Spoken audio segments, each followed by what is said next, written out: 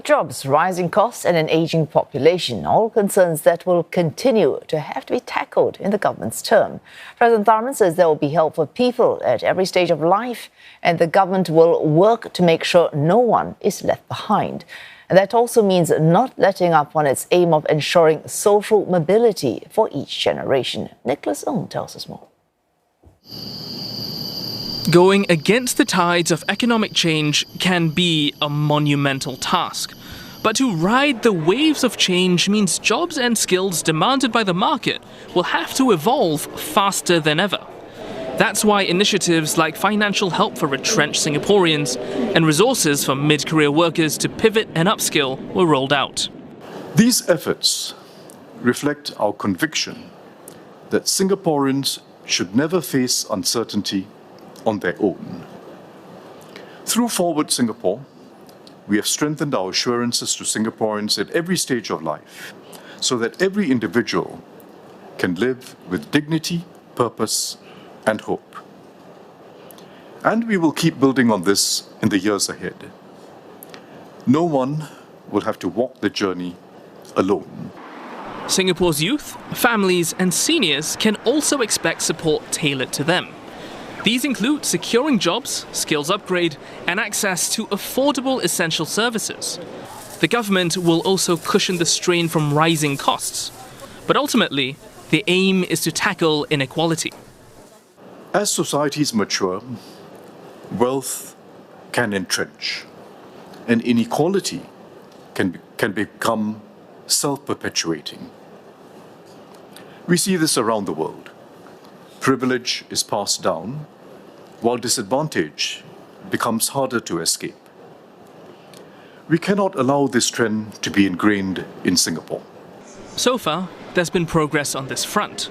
Wages going up, especially for the lowest group of income earners. But the work is never done.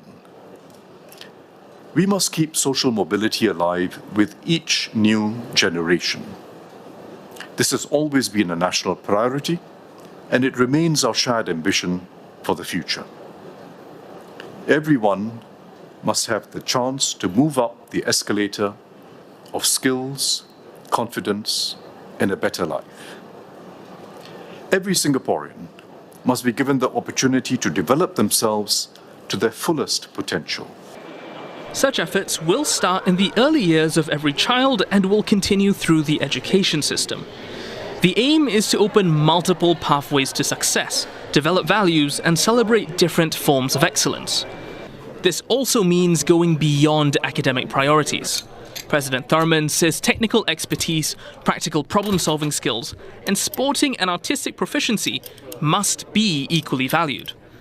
At the workplace, training and career paths will be enhanced.